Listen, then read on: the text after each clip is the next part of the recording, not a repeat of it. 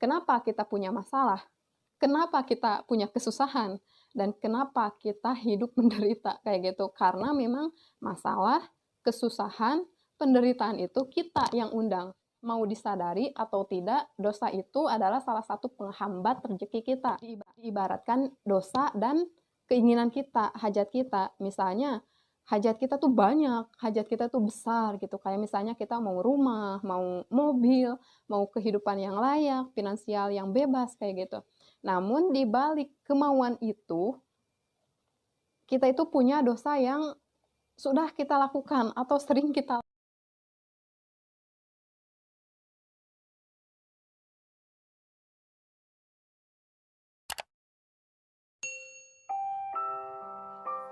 Assalamualaikum warahmatullahi wabarakatuh. Halo semuanya, kembali lagi di Akbar Media bersama saya Miska Mansur. Masya Allah, tabarakallah bisa menyapa lagi teman-teman semua di sini. Semoga teman-teman senantiasa ada dalam lindungan Allah Subhanahu wa Ta'ala dan senantiasa ada dalam kesehatan juga kebahagiaan. Amin, Allahumma amin ya Allah ya Rabbal alamin. Di video kali ini saya akan men-share salah satu isi dari buku yang sudah saya pelajari gitu ya. Buku ini dikutip atau ditulis oleh Ustadz Yusuf Mansur. Dan kenapa saya kadang sering menyebut nama beliau dalam video-video saya, karena memang banyak gitu ya pelajaran yang beliau ajarkan gitu. Dan memang apa yang beliau katakan, ajarkan kepada kita semua, termasuk saya pribadi, itu ada efeknya gitu ya teman-teman. Jadi nggak ada salahnya saya bukan mengkoleksi ya, mempelajari beberapa buku dari beliau. Salah satunya buku ini. Buku ini berisi tentang sebuah penghalang rezeki dan cara bagaimana kita menyingkirkan gitu ya, menghilangkan penghalang tersebut. Nah, dalam buku ini diterangkan bahwa ada 10 dosa besar yang dapat menghalangi rezeki kita. Ngomong-ngomong masalah dosa gitu ya, mungkin saya adalah orang yang paling buruk gitu, orang yang paling banyak dosanya, orang yang sangat luar biasa hina gitu ya teman-teman. Dan mungkin untuk masalah dosa bukan semata-mata saya suci atau apapun hal yang alim kayak gitu ya. Nah, untuk teman-teman di masalah dosa ini bisa tanya langsung ke ustadz yang lebih bersih, yang lebih paham dengan ilmunya kayak gitu. Cuman saya memang berjanji pada diri saya gitu, bahwa saya ingin setiap ilmu yang saya punya, setiap ilmu yang saya dapatkan, saya ingin meng-share-nya gitu, sebagai tanda rasa bersyukur saya, rasa ingin bermanfaatnya diri saya di muka bumi ini gitu ya teman-teman. Semoga apapun yang saya sampaikan saat ini atau yang sebelum-sebelumnya bisa menjadikan teman-teman terinspirasi gitu, atau bisa menjadikan teman-teman semakin berpengetahuan tentang sebuah ilmu gitu. Karena memang alhasil yang saya dapatkan gitu dari berkah, mungkin dari berkah saya bikin channel YouTube, dari berkah sholawat, dari berkah riado, saya tuh jadi senang dengan yang namanya belajar gitu ya teman-teman. Yang dulu itu saya sangat males, saya sangat ogah-ogahan gitu yang namanya belajar. Saya saat ini sedang menjalankan riado, baik riado sholawat, baik riado W40H.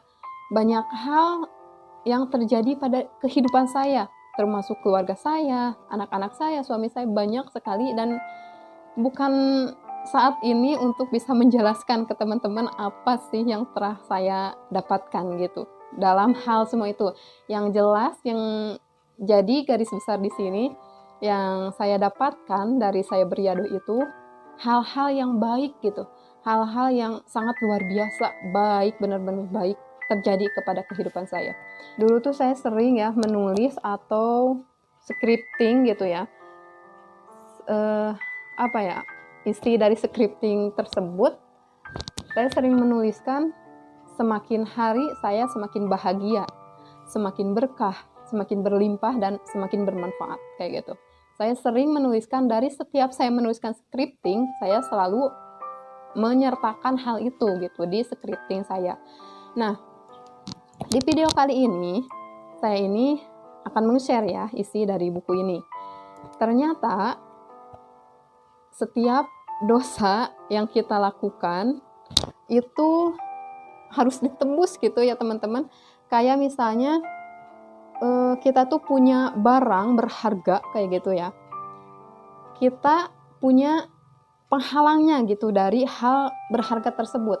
Nah, ketika kita mau mendapatkan hal yang berharga tersebut, baru kita harus menghilangkan dari penghalang itu. Diibaratkan dosa dan keinginan kita, hajat kita. Misalnya, hajat kita tuh banyak, hajat kita tuh besar gitu. Kayak misalnya kita mau rumah, mau mobil, mau kehidupan yang layak, finansial yang bebas kayak gitu.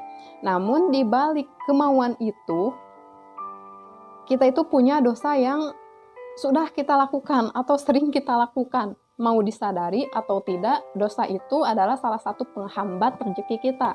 Penghambat sampainya doa kita kepada Allah Subhanahu wa Ta'ala. Nah, di buku ini saya baru tahu ternyata 10 dosa besar ini seakan-akan saya ini benar-benar ada di setiap poin ini gitu. Saya begitu malu, saya begitu Masya Allah luar biasa merinding gitu ya membaca buku ini, seakan-akan saya itu orang yang sangat luar biasa gede gitu dosa saya. Dan salah satu hal yang paling menarik di buku ini kalimatnya, kenapa kita punya masalah, kenapa kita punya kesusahan, dan kenapa kita hidup menderita kayak gitu. Karena memang masalah, kesusahan, penderitaan itu kita yang undang. Nah, berikut 10 dosa besar yang ada dalam buku ini ya, teman-teman silahkan untuk disimak.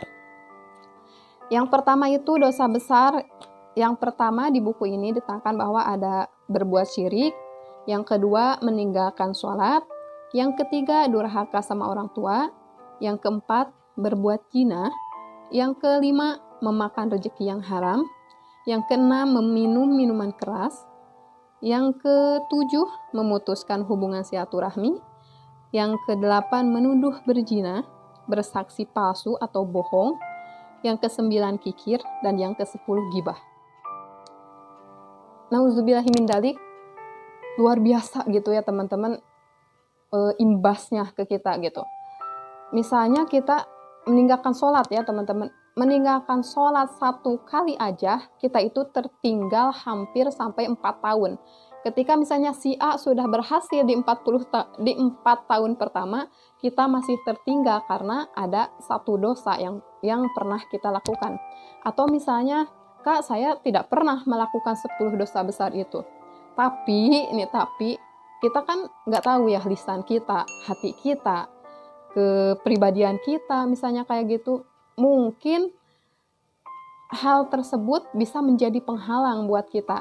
Dari doa kita, misalnya dari hajat kita akan terhalang semua. Dengan cara apa kita menebus dosa tersebut? Yang pertama dengan bertaubat kepada Allah. Kalau perlu kita setiap malam, setiap hari itu laksanain yang namanya sholat taubat. Dan kedua, perbanyak istighfar. Ketiga, perbanyak sholawat. Dari ketiga hal tersebut, insya Allah dosa kita, kesalahan kita akan secara perlahan menipis, terlebur gitu ya teman-teman. Mudah-mudahan ya bisa menjadi penegur gitu, bisa menjadi pengingat terutama buat saya yang ngomong, jangan pernah lelah untuk belajar gitu. Karena terasa oleh diri saya pribadi, kebodohan itu sangat membelenggu kita. Kebodohan, kemalasan itu sangat membelenggu diri kita. Untuk bisa bergerak, untuk bisa maju itu harus kita banyak belajar dan punya ilmu. Terutama misalnya buat perempuan nih, buat perempuan kan kita akan mempunyai anak, misalnya mohon maaf yang sebelumnya belum punya momongan, semoga Allah segerakan mempunyai momongan gitu ya. Bukan semata-mata saya hanya menyebutkan orang yang sudah mempunyai anak, tapi kita sebagai seorang perempuan, kita itu harus benar-benar mempunyai ilmu agama yang sangat tebal gitu ya teman-teman, termasuk untuk diri kita pribadi, bukan hanya untuk keturunan kita atau keluarga kita, tapi untuk menjaga diri kita lebih baik. Oke, teman-teman, mungkin seperti itu ya di podcast kali ini. Semoga dapat menjadi inspirasi, dapat menjadi penegur buat diri saya, khususnya bisa menjadikan manfaat buat semuanya. Dan sampai ketemu di video selanjutnya. Assalamualaikum warahmatullahi wabarakatuh.